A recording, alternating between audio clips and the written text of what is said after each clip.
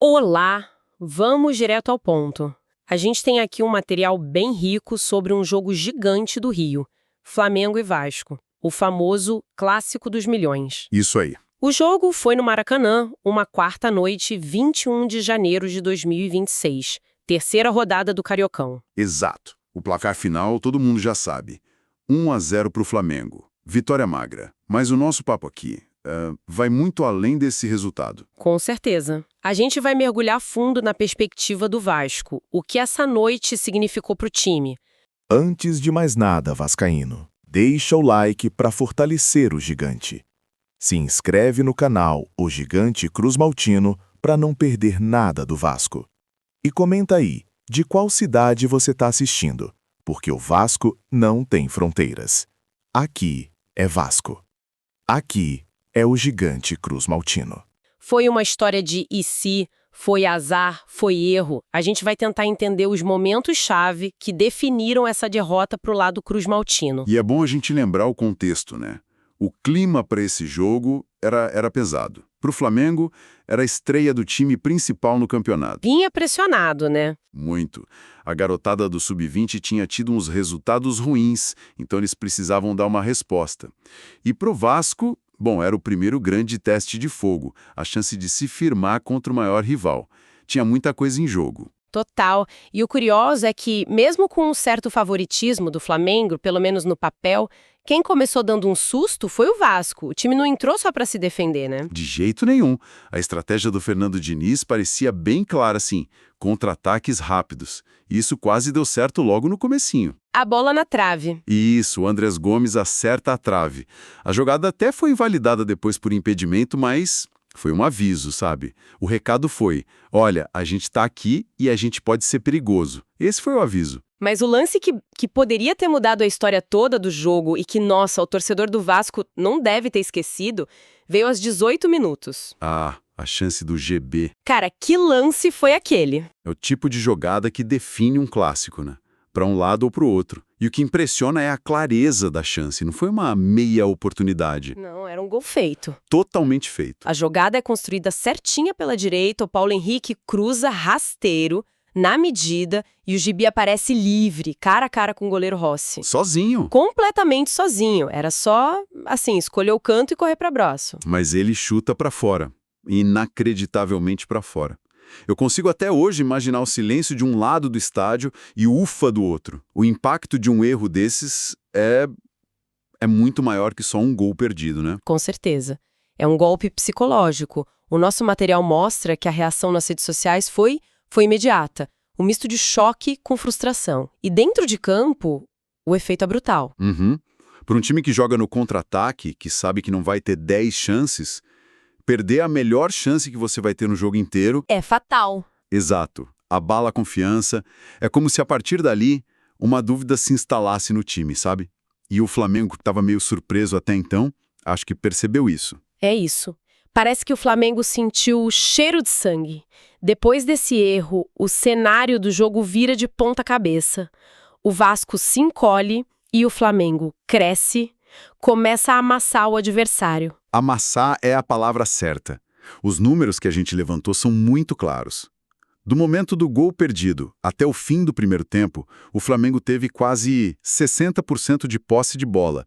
E o mais impressionante... As finalizações. 12 finalizações. Isso mostra um domínio muito grande. O Vasco foi empurrado para trás, aquele plano inicial de contra-ataque simplesmente sumiu. Peraí, vamos com calma. 12 finalizações e o primeiro tempo acaba 0-0. Tem alguma coisa errada nessa conta? Como que o Vasco, acuado desse jeito, sobreviveu a esse bombardeio? A resposta é bem simples e tem nome e sobrenome. Léo Jardim.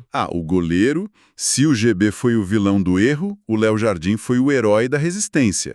Todas as análises que a gente leu são unânimes.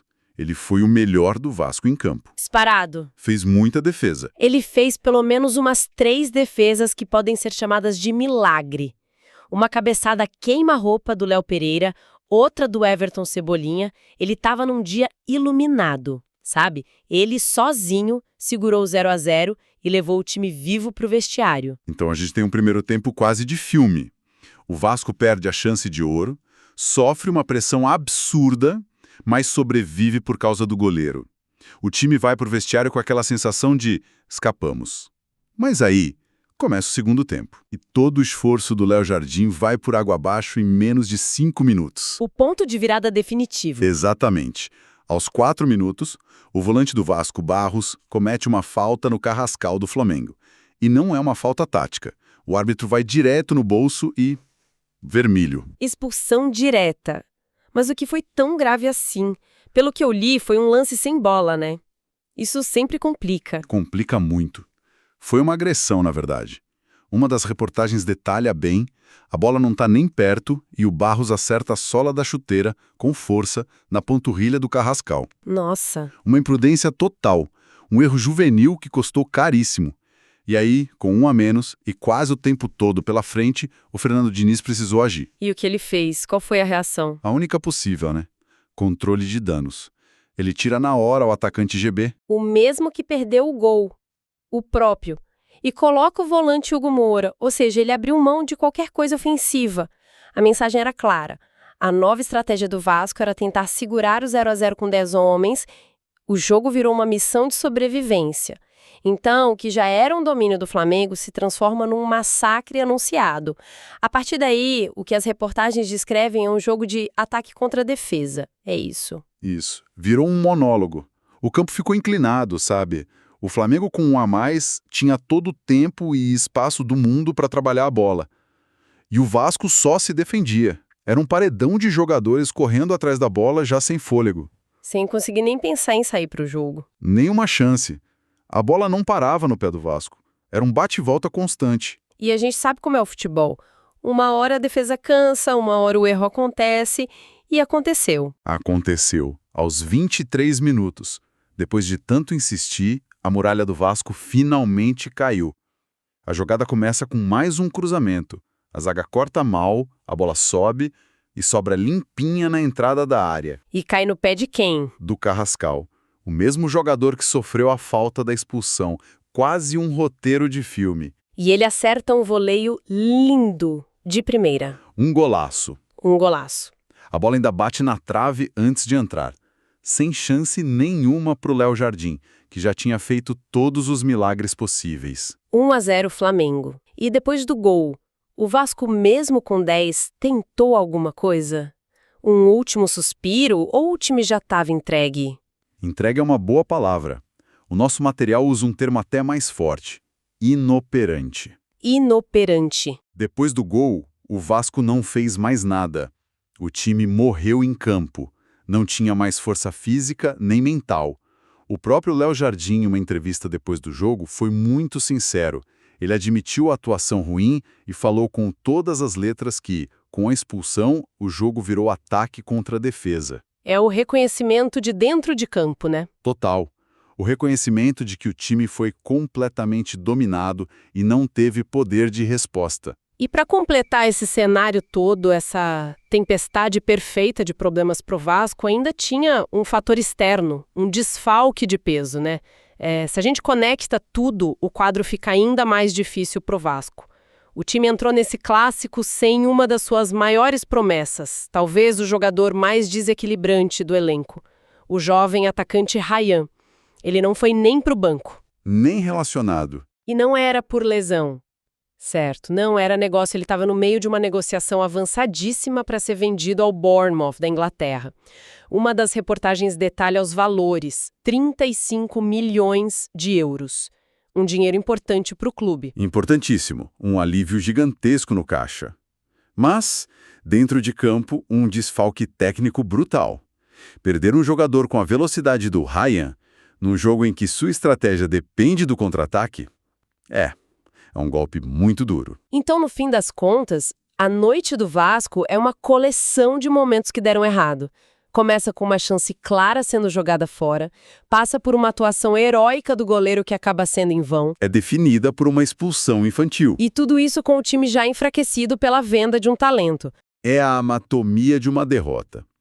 Cada um desses pontos que a gente discutiu é um capítulo. A chance do GB, que podia ter mudado a confiança, a performance do Léo Jardim, que manteve o time vivo, a expulsão do Barros, que foi o prego no caixão e o contexto da venda do Ryan. Que deixou o time mais fraco antes de a bola rolar. Exatamente. É uma derrota que vai muito além do 1-0 no placar. Tem muitas camadas. Muitas camadas. E no final a gente vê o técnico, o Diniz, focando toda a crítica dele na arbitragem, por causa da expulsão. Isso virou o grande tema do pós-jogo. Virou. E isso levanta uma questão interessante, né? A reclamação dele, justa ou não, acabou dominando todo o debate. E aí eu fico pensando, com que frequência uma única decisão do juiz sequestra a narrativa inteira de um jogo?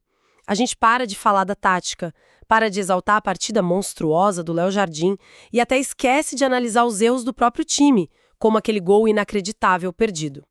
A discussão vira só o apito e toda a complexidade do que aconteceu em 90 minutos acaba ficando em segundo plano. É quase um atalho para explicar a derrota, sabe? E ofusca todo o resto da história.